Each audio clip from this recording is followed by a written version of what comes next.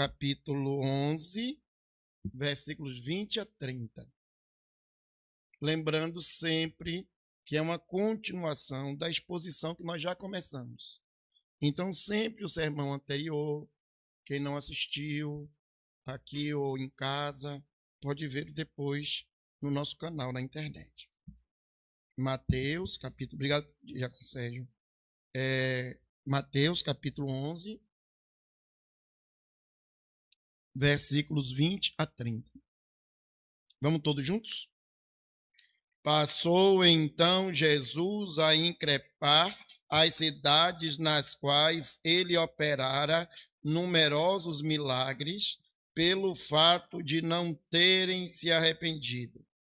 Ai de ti, Corazim, ai de ti, Betsaida, porque se em Tiro e em Sidom se tivessem operado os milagres que em vós se fizeram, há muito que elas se teriam arrependido com pano de saco e cinza. E contudo vos digo, no dia do juízo haverá menos rigor para Tiro e Sidom do que para vós outras. Tu, Cafarnaum, elevar-te-ás, porventura, até o céu, descerás até o inferno, porque se em Sodoma se tivessem operado os milagres que em ti se fizeram, teria ela permanecido até o dia de hoje. Digo-vos, porém, que menos rigor haverá no dia do juízo para com terra de Sodoma do que para contigo. Porque aquele tempo exclamou Jesus: graças te dou, ó Pai, Senhor do céu e da terra, porque ocultastes essas coisas aos sábios e instruídos, e as revelastes aos pequeninos. Sim, ó Pai, porque assim foi do teu agrado. Tudo me foi entregue por meu Pai. Ninguém conhece o Filho, senão o Pai. Ninguém conhece o Pai, senão o Filho, e aquele a quem o Filho quiser revelar. Vinde a mim, todos os que estáis cansados e sobrecarregados, e eu vos aliviarei. Tomai sobre vós o meu jugo, e aprendei de mim, porque sou manso e humilde de coração, e achareis descanso para a vossa alma, porque o meu jugo é suave e o meu fardo é leve. Amém. Conservemos a Bíblia aberta, porque nós continuaremos vendo detalhes deste texto maravilhoso das Escrituras. Na última pregação, como eu falava antes da leitura do texto, nós tínhamos apresentado aos irmãos os dois ministérios distintos, o ministério de João Batista e o ministério de Jesus, falando de aspectos distintos desses dois ministérios, mostrando, irmãos, que ali, diante daqueles ministros, diante daqueles pregadores, lógico que um dos pregadores é o próprio Filho de Deus, mas ele é um pregador, né? Ele é um ministro, ele é um pastor. Diante desses dois ministros, nós mostramos que havia formas de abordagem diferentes, estilos diferentes. Porém, a mensagem, o conteúdo da mensagem não era diferente. A mensagem e o seu conteúdo eram o mesmo, porque o evangelho é um só. E este evangelho, que é um só, não pode ser barganhado, não pode ser adulterado, não pode ser falsificado, não pode ser alterado. O apóstolo Paulo, quando vai escrever aos Gálatas, ele diz, olha, alguns estão pregando aí um outro evangelho. E quando Paulo se refere a um outro evangelho, ele diz, esse aí não é o evangelho, esse aí não é o verdadeiro, esse aí é o fake, esse aí é aquele que não produz vida. né? E quem prega um evangelho que não produz vida está levando os seus seguidores à morte. Se João tinha um ministério, um estilo mais rústico, mais fechado, né? Mais ácido, Jesus aparece com um ministério mais aceitável, mais acolhedor.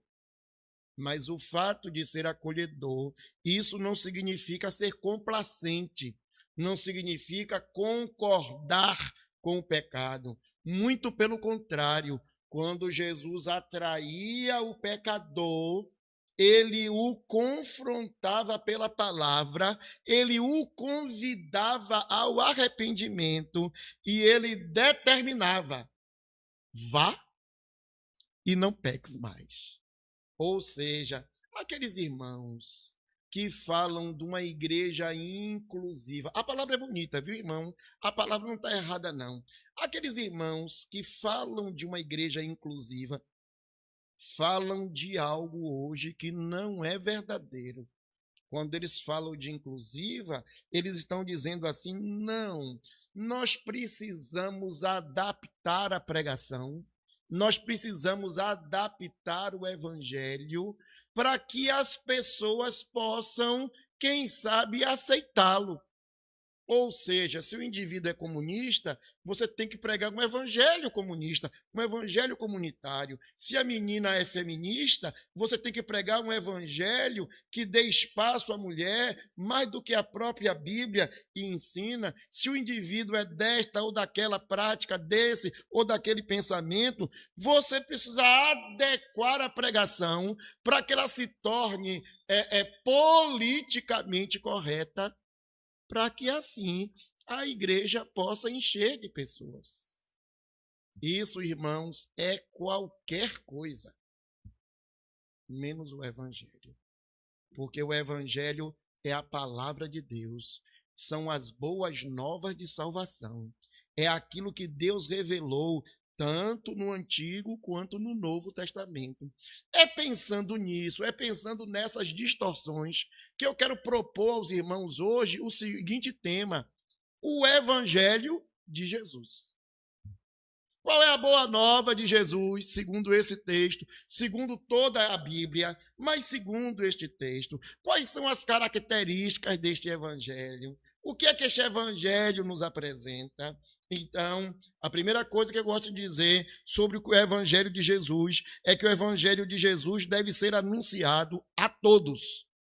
E quando eu digo a todos, em todos os lugares, em todas as épocas. Vejam aí comigo o versículo 28. Todo mundo no versículo 28. Vamos lá?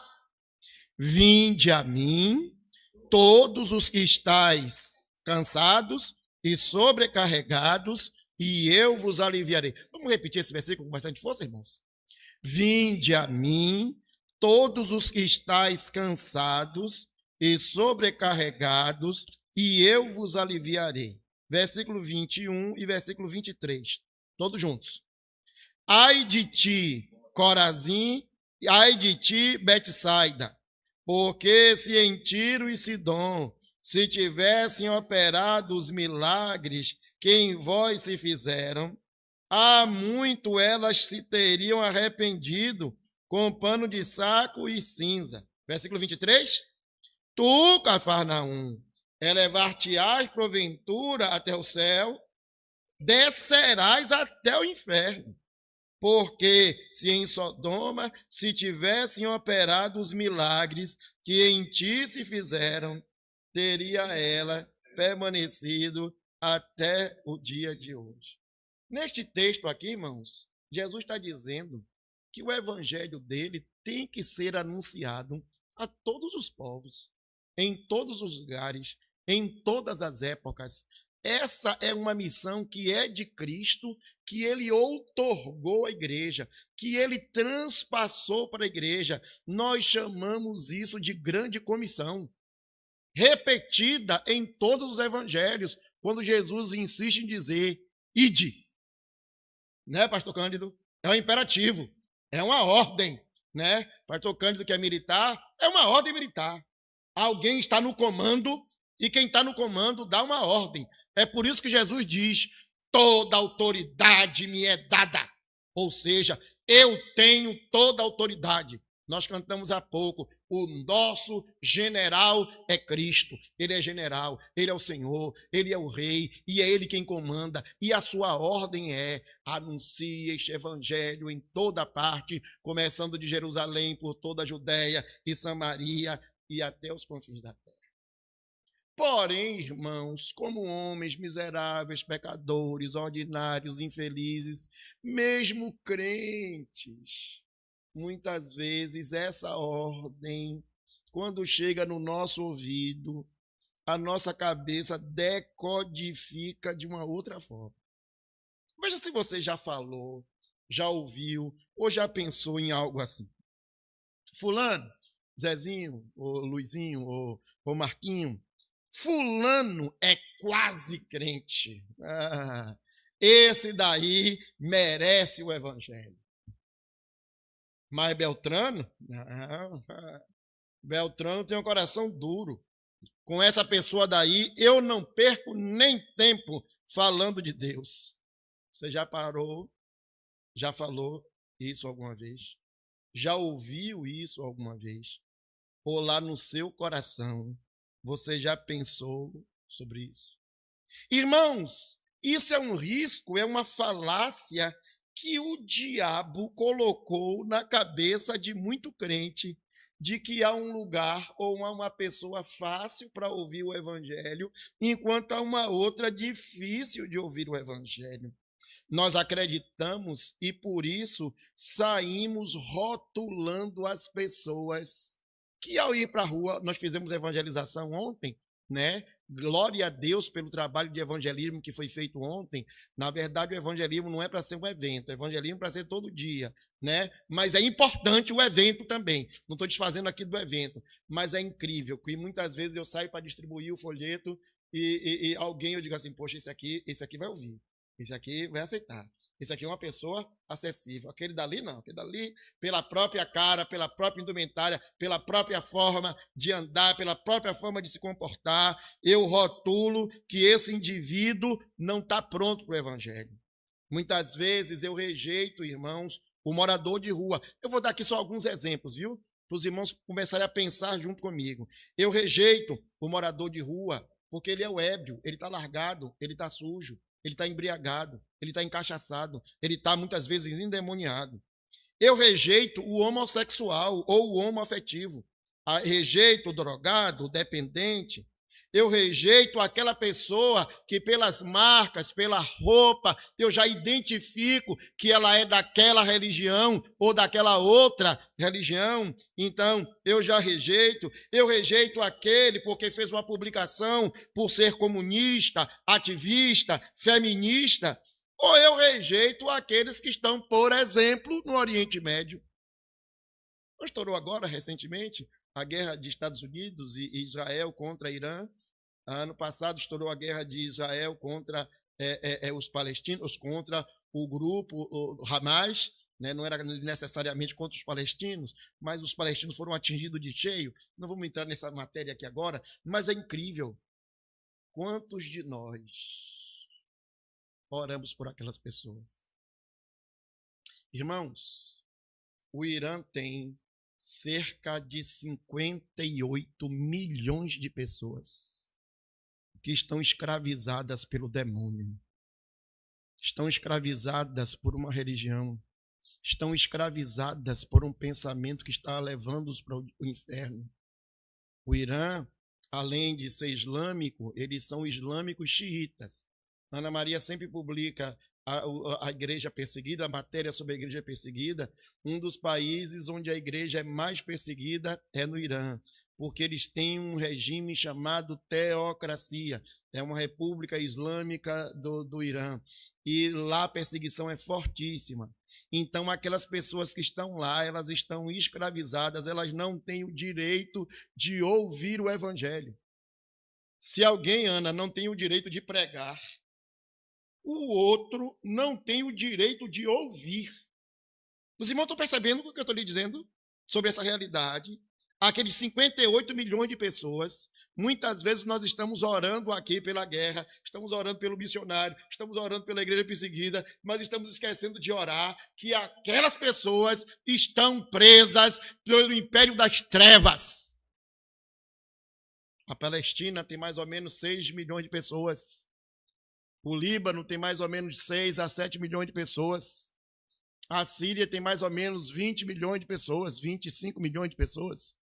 Contando aí rapidamente, irmãos, 80 milhões, 100 milhões de pessoas que estão escravizadas pelo mal e que muitas vezes nós esquecemos de estar intercedendo por eles.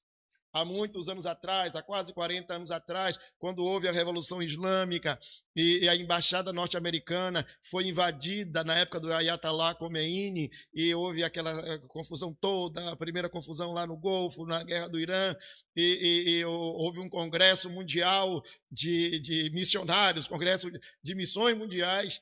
E pastor Shed, pastor Paulo conheceu o Shed pessoalmente, Shed, um grande missionário, um grande pastor, um grande expositor, um grande teólogo, e Shed falou no congresso, e ele disse, me deram o tempo, pastor Cândido, de pregar 1 minuto no congresso, 1 minuto.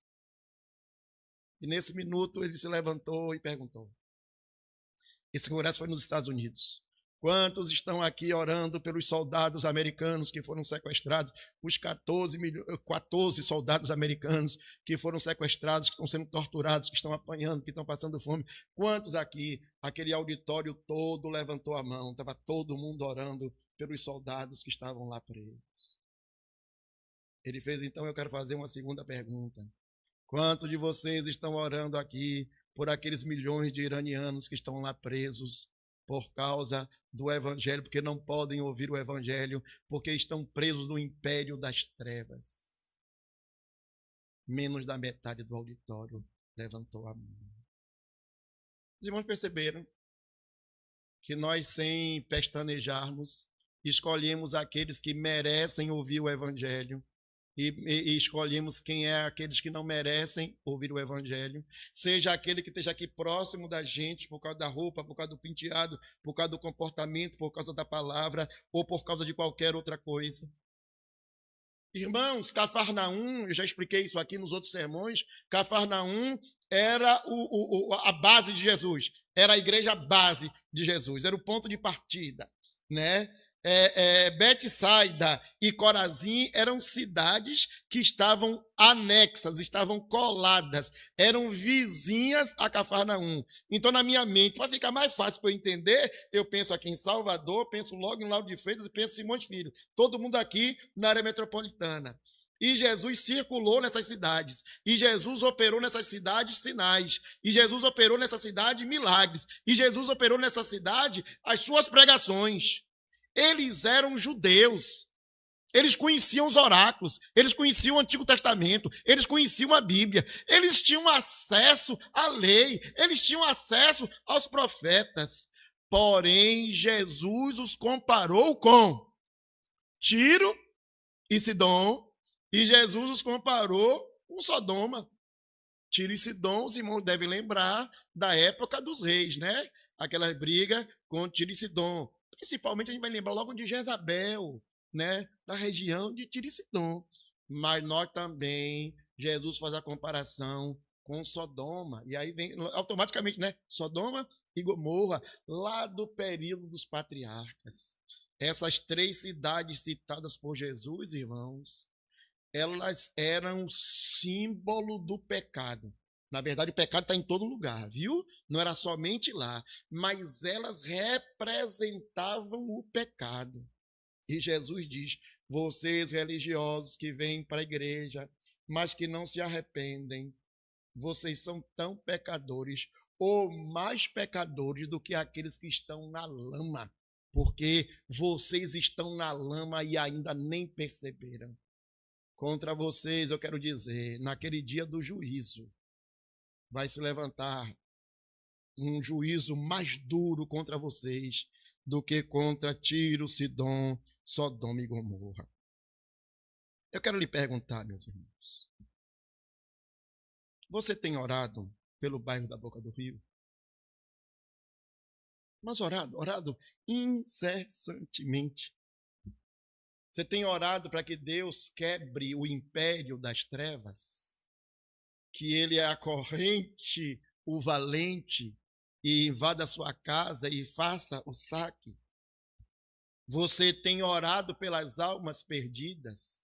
Por esse morador de rua, ou por esse praticante dessa religião, ou daquela religião, ou desta prática, ou daquela outra prática, do homossexualismo, da bebida, da cachaça, da idolatria, da violência e de qualquer outra coisa? Você tem orado por isso?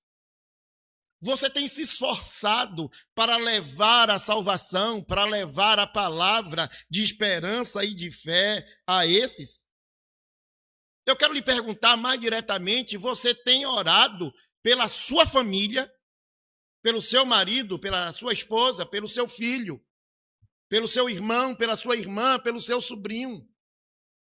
Porque ele também haverá juízo contra ele, vai ser o outro ponto lá na frente. Haverá juízo contra eles, e esse juízo pode ser temporário, mas esse juízo pode ser eterno. Ou seja, essa pessoa com quem você está casado está indo para o inferno.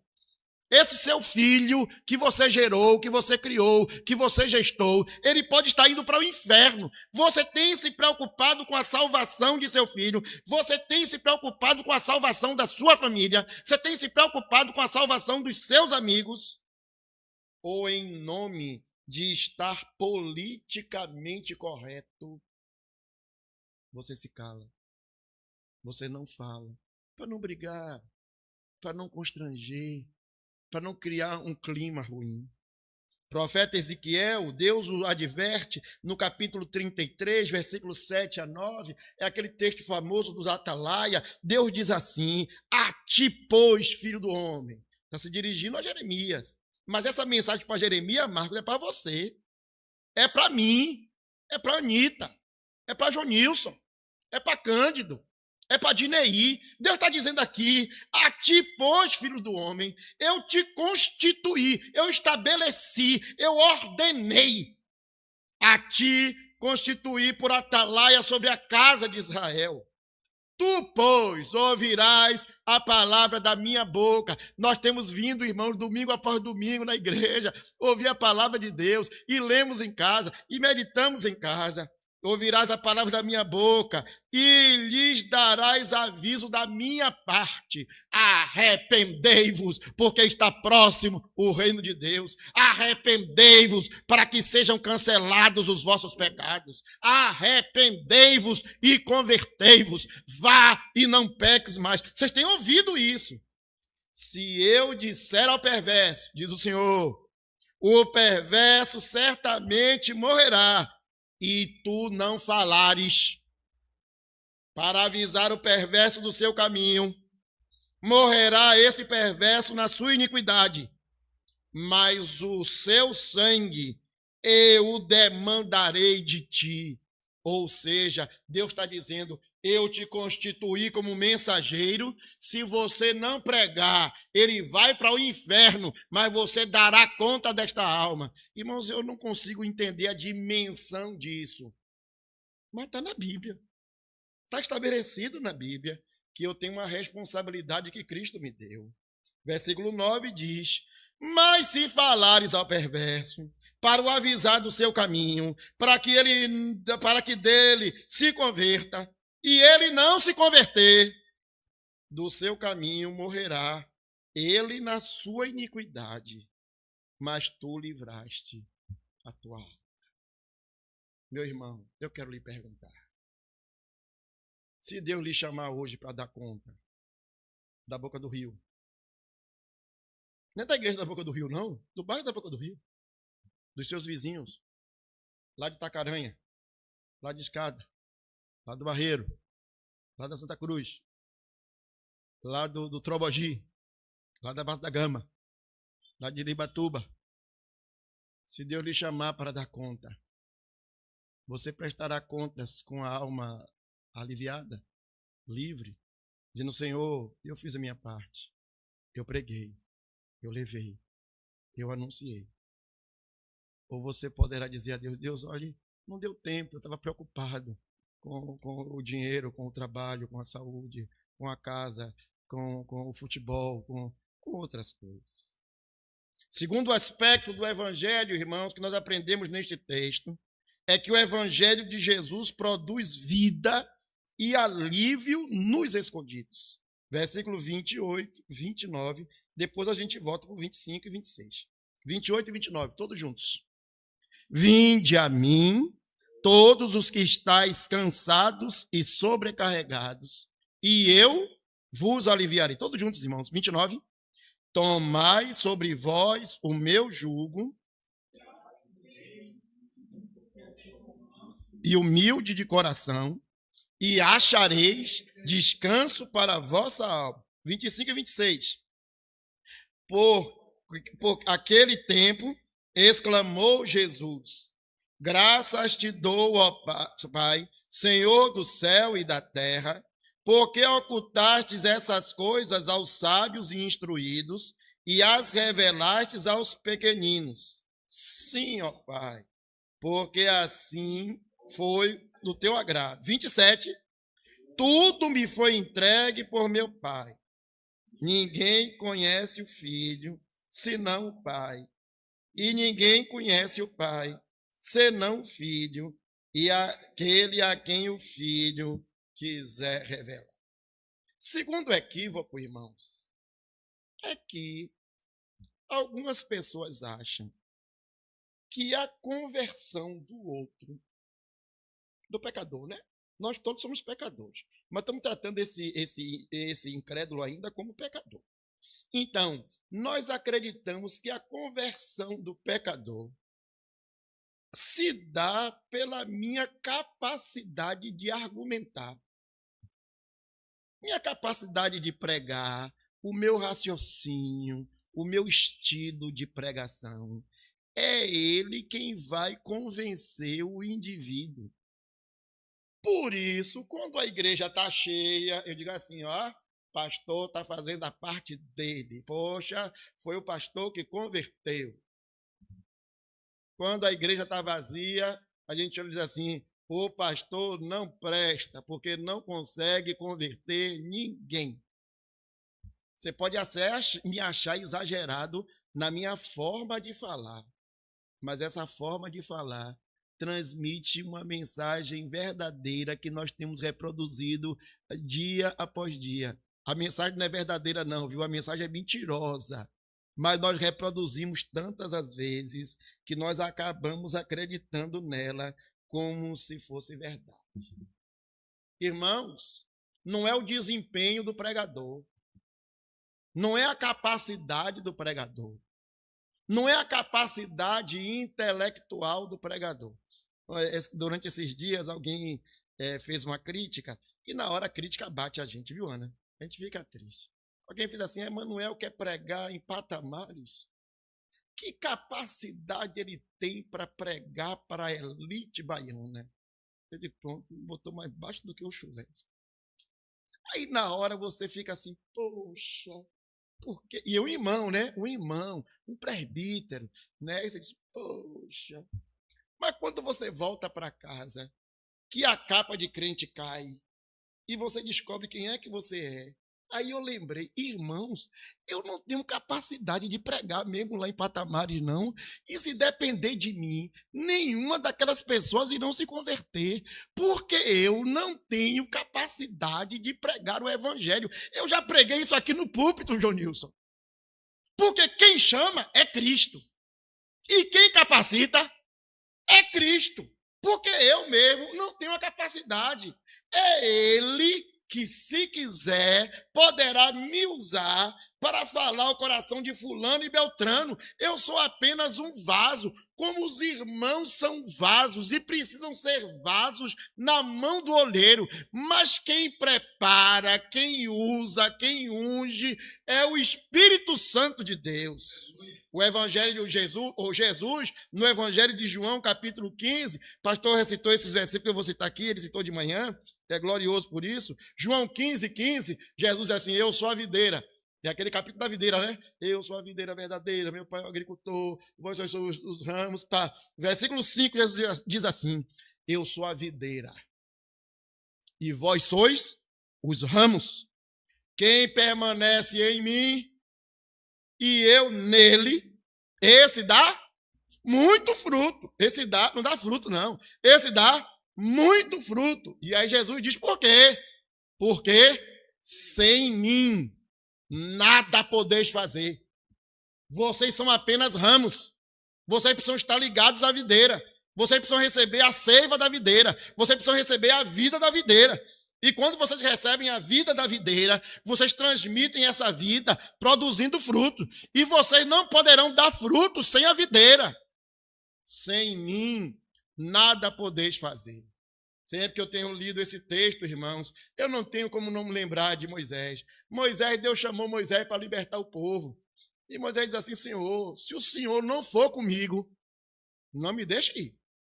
Não quero tua bênção, não quero anjo, não quero nada. O que eu quero é que o Senhor vá comigo, porque se o Senhor for, vai dar certo. Mas se o Senhor não for, não me faça ir. Não me faça, Senhor, entrar em patamares se o Senhor não estiver comigo.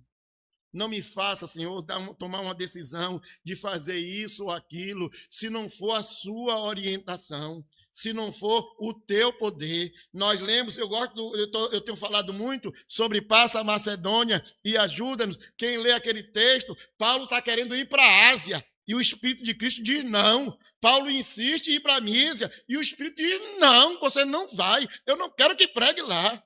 Né? E aí à noite ele tem aquela visão do varão macedônico e ele entende que Deus está dizendo, não é para ir para a Ásia, não, é para ir para a Macedônia. Vem para a Macedônia e ajuda-nos. João capítulo 16, 7 e 8 diz assim, Jesus falando de si e do Espírito Santo: mas eu vos digo, João 16, 7 e 8, mas eu vos digo a verdade, convém que eu vá.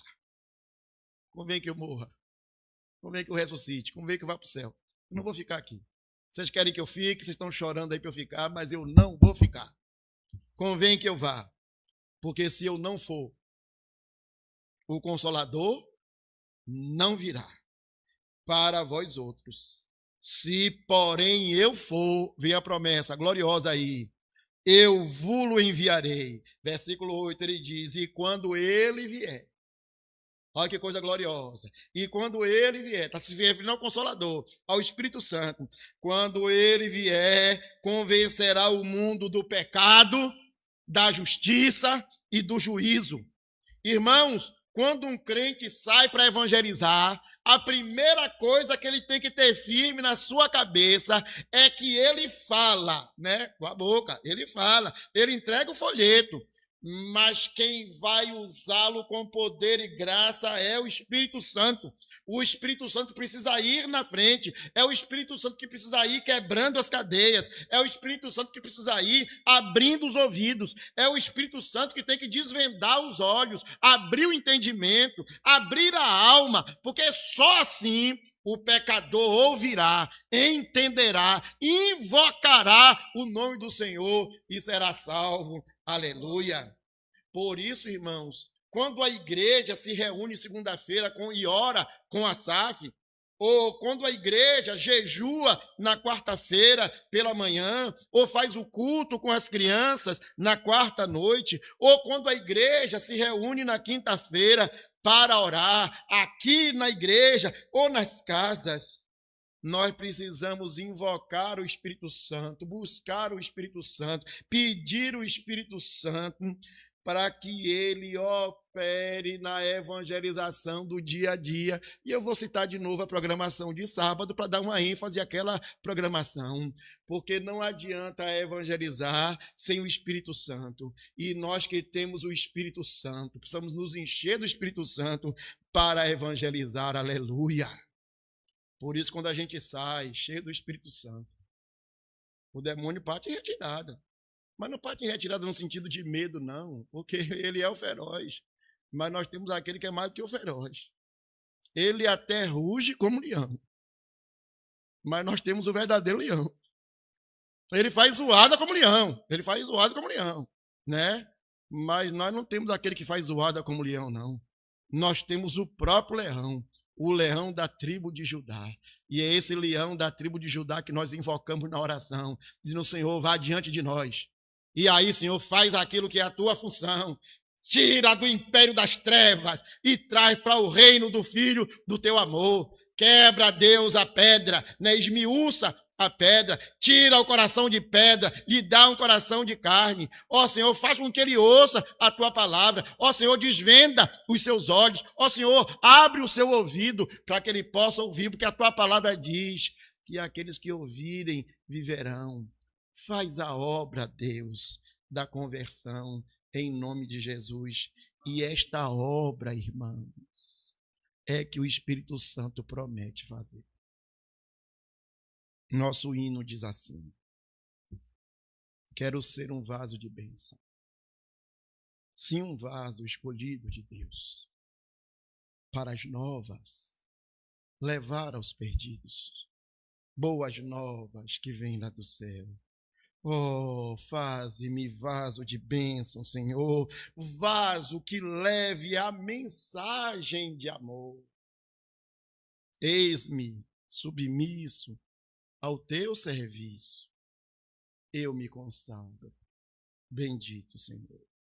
Meu irmão, a responsabilidade de evangelizar é minha e sua, mas nós precisamos repousar na confiança de que quando eu evangelizo, é o Espírito Santo quem opera. E a operação do Espírito Santo é eficaz naqueles que foram eleitos. Alguns vão ouvir 1, 2, 3, 4, 1000 vezes. Irá entrar por um ouvido, sair por outro. E o que é que eu posso fazer por eles? Pregar. Eu só posso pregar. Eu não posso converter. Eu não tenho a capacidade de converter. E eu não vou ficar frustrado se ele não se converter. Porque não sou eu que converto. Sou eu quem prego. Para concluir, irmãos, o terceiro ponto é que o Evangelho de Jesus revela a condenação, seja atual ou seja futura, dos impenitentes e dos impertinentes. Versículo 21, 22, 23 e 24. Todos juntos. 21. Ai de ti, Corazim, ai de ti, Betsaida, porque se em Tiro e Sidom se tivessem operado os milagres que em vós se fizeram, há muito que elas se teriam arrependido com pano de saco e cinza. E contudo vos digo, no dia do juízo, haverá menos rigor para Tiro e Sidom do que para vós outras. Tu, Cafarnaum, elevar-te-ás porventura ao céu? Descerás até o inferno. Porque se em Sodoma se tivessem operado os milagres que em ti se fizeram, teria ela permanecido até o dia de hoje. Digo-vos, porém, que menos rigor haverá no dia do juízo para com a terra de Sodoma do que para contigo. Que palavra dura. Ó, Jonilson, Jesus, que eu comecei o sermão dizendo que era inclusivo, que era acolhedor. Jesus agora pegou o estilo de João. Ele começa no versículo 20 falando de increpar. Ó, Jonilson, increpar é reclamar. Mas não é reclamar, um reclamar light, não. É reclamar no sentido de dar bronca. Jesus estava dando, era uma advertência, botando o dedo na cara. E não presta atenção no que eu estou falando, porque vocês estão errados. Irmão, prestaram atenção nisso? Versículo 20, tem no versículo 20. Passou então Jesus a increpar com as cidades. Aquelas cidades onde ele havia pregado, aquelas cidades onde ele havia operado sinais, aquelas cidades onde ele tinha feito as maravilhas, feito os milagres. Jesus estava dizendo assim, olha, dei a vocês 1 chance, 2 chances, 3 chances, 4 chances, 10 chances. E nem assim vocês se arrependeram. Aí se nós voltarmos o texto, nós vamos lembrar, né, dos sermões anteriores, né? Vocês ficavam brigando com João. Por quê? Porque João era sisudo, João era feio, João era brigão, e vocês diziam, ele tem demônio. Eu vim aqui, acolhedor, atendendo, ouvindo, fazendo milagre. E o que foi que vocês disseram? Que eu sou um beberrão. Então Jesus agora, vocês querem o quê? Com vocês se cumpre o ditado. Nós tocamos as flautas e vocês não dançaram. Nós lá pranteamos e vocês não choraram. Então Jesus está pegando agora a aplicação disso e dizendo, preste atenção, o machado está posto à raiz das árvores. Jesus está resgatando o sermão de João. Olha, pastor Cândido, a mensagem é a mesma. Há um machado que está posto à raiz das árvores.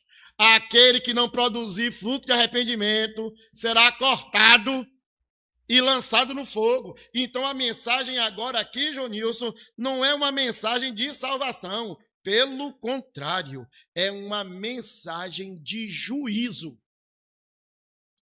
Não é um outro evangelho, é o mesmo evangelho. O mesmo evangelho que deve ser pregado a todos os homens. O mesmo evangelho que anuncia o amor de Deus e a salvação em Cristo Jesus. É o mesmo evangelho que diz assim, quem não aceitar esse Jesus vai para o inferno, e o inferno está pronto, para onde serão lançados todos os homens não arrependidos. Em Mateus capítulo 23, versículo 37 a 39, Jesus faz um lamento sobre Jerusalém. Esse ai é um lamento, é um choro. Jesus estava fazendo aí sobre Betsaida, Corazim e Cafarnaum. No capítulo 23, ele vai falar sobre Jerusalém. Diz assim, olha, Jerusalém, Jerusalém, que matas os profetas e apedreja os que te foram enviados. Quantas vezes eu quis reunir os teus filhos, como uma galinha junta os seus pintinhos debaixo de suas asas. Quantas vezes eu quis te proteger, te salvar, e vós não quisestes. E aí Jesus diz assim, olha, eis que a vossa casa ficará deserta. Você prestar atenção nisso aqui, meu? Não é texto do Antigo Testamento, não, pastor Cândido. Não foi Moisés que falou isso, não. Não foi Josué nem Elias, não. Foi Jesus. Jesus está dizendo um ai, uma lamentação e um juízo contra Jerusalém. Sua casa vai ficar deserta. Declaro-vos, pois, que desde agora não me vereis, até que venham a dizer, bendito é o rei que vem em nome do Senhor. É verdade que a profecia de Cristo ela tem a sua aplicação imediata e tem a sua aplicação no mais tarde. No sermão profético, Jonilson, Jesus diz assim, ó, sobre este templo, que é o de Herodes, não é o de Salomão, não ficará pedra sobre pedra que não seja derribada. No ano 70, irmãos, Jerusalém foi destruída. Ficou deserta. Ninguém mais podia morar nela. Você parou para prestar atenção nisso? O juízo de Deus, profetizado por Jesus Cristo, ele estava reafirmando que o Deus do amor é o Deus da justiça. João capítulo 3, versículo 16 a 18, depois o versículo 36, diz assim, porque Deus amou o mundo de tal maneira que deu seu Filho unigênito para que todo aquele que nele crê não pereça, mas tenha a vida eterna. Agora o 17, irmãos. Porquanto Deus enviou o seu Filho ao mundo, não para que julgasse o mundo, mas para que o mundo fosse salvo por ele. Versículo 18, irmãos. Olha bem, Deus amou e quer salvar. Jesus veio, não veio para julgar, ele veio para salvar. Aí vem agora o versículo 18. Quem nele crê, quem crê em Jesus, não é julgado. O que não crê, já está julgado, porquanto não crê no nome do unigênito Filho de Deus. Você parou para prestar atenção nisso? Que aqueles que estão lá fora, que aqueles que não se arrependeram, o juízo de Deus permanece sobre eles. Versículo 36. Por isso, quem crê no Filho tem a vida eterna. O que, todavia, se mantém rebelde contra o Filho não verá a vida, mas sobre ele permanece a ira de Deus. Diga aí, meu irmão, Deus tenha misericórdia. Deus tem misericórdia do meu marido, da minha esposa, do meu filho, da minha filha, do meu cunhado, do meu irmão, do meu sobrinho. Deus tenha misericórdia. Nós vamos ver, irmãos, que esse juízo de Deus pode se manifestar agora, de imediato, nessa noite. Ou o juízo de Deus pode ser adiado por um tempo.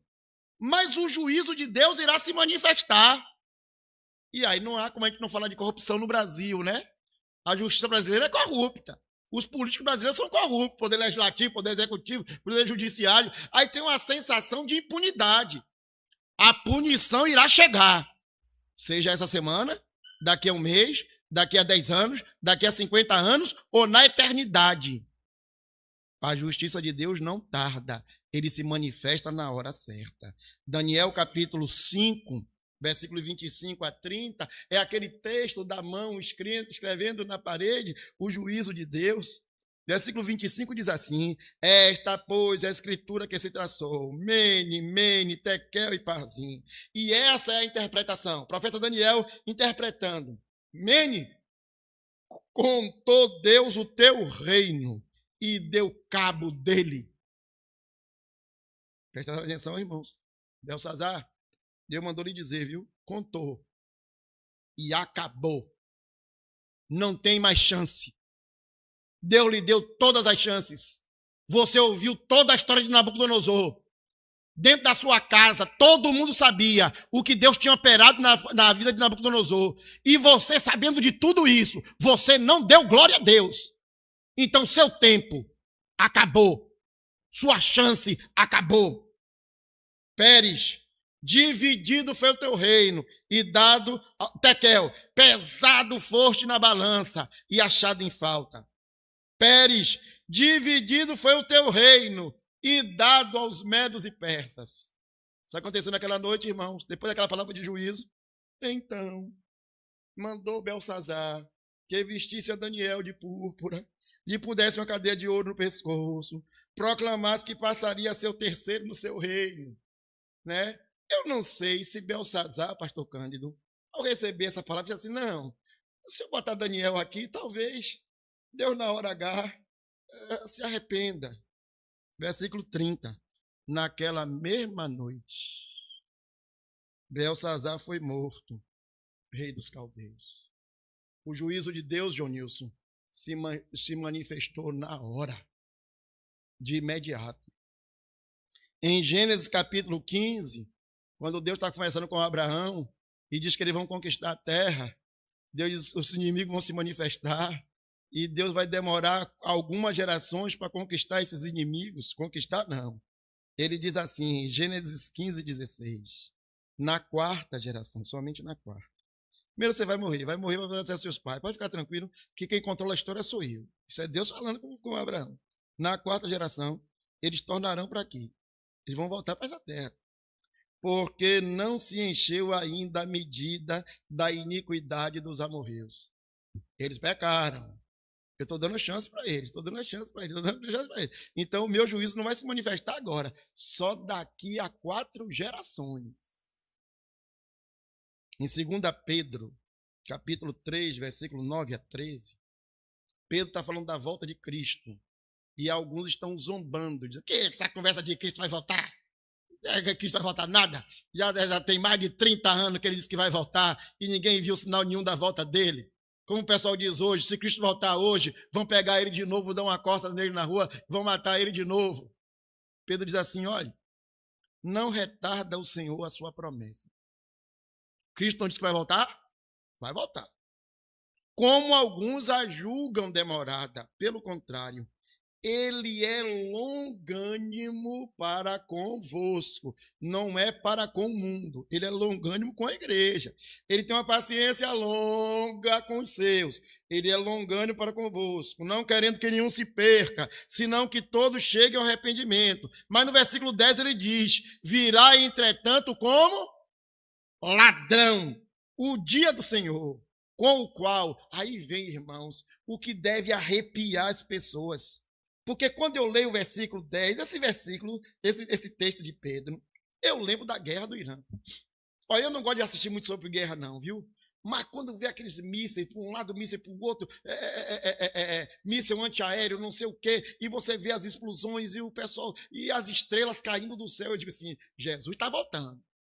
Quem não acredita na volta de Cristo, liga o Jornal Nacional ou o Jornal da Record e veja. Ele está anunciando, Jesus está voltando. As estrelas cairão do céu. Versículo 10 diz assim, os céus passarão por um estrepitoso estrondo, e os elementos do céu se desfarão abrasados. Também a terra e as obras, os prédios, as refinarias, os campos de mina, eles serão, e a terra e as obras nelas que existem serão atingidas. Visto que todas essas coisas vão de ser assim, desfeitas, vão sumir do mapa, vão ser exterminadas, deveis ser tais com os que vivem em santo procedimento e piedade, e esperando, apressando a vinda do dia de Deus, por causa do qual os céus incendiados serão desfeitos e os elementos abrasados se derreterão. Versículo 13 conclui dizendo, nós, porém, diga aí aleluia, meu irmão, vá. Nós, porém, segundo a sua promessa, aguardamos ou esperamos novos céus e nova terra, nos quais habita a justiça. O juízo de Deus está se manifestando na terra. E ao ver a guerra do Irã, Cristo não voltou essa semana não, irmãos. Aquilo é só 0,00000, para você ter uma ideia da dimensão de como será terrível o dia do Senhor. Mas aquilo que será terrível para os ímpios será a nossa glória, porque a nossa redenção está próxima. Oh, meu irmão, sabendo da destruição dos ímpios, isso não te mete medo? Isso não te arrepia? Você não fica sensibilizado? Saber que seu pai, que é uma pessoa que você ama tanto, que sua mãe, que é uma pessoa que você ama tanto, que sua avó, que é uma pessoa que você ama tanto, está indo para o lago de fogo, que arde fogo e enxofre. Isso não te incomoda? Se te incomodar, meu irmão, está na hora de orar mais, de jejuar mais, de buscar mais e de anunciar o ano aceitável ao Senhor, a tempo e a fora de tempo. Porque o evangelho precisa ser pregado a todos. O evangelho vai produzir vida e alívio naqueles que foram escolhidos. Mas o evangelho vai trazer juízo sobre aqueles que não se arrependeram. Que Deus aplique a sua palavra no nosso coração.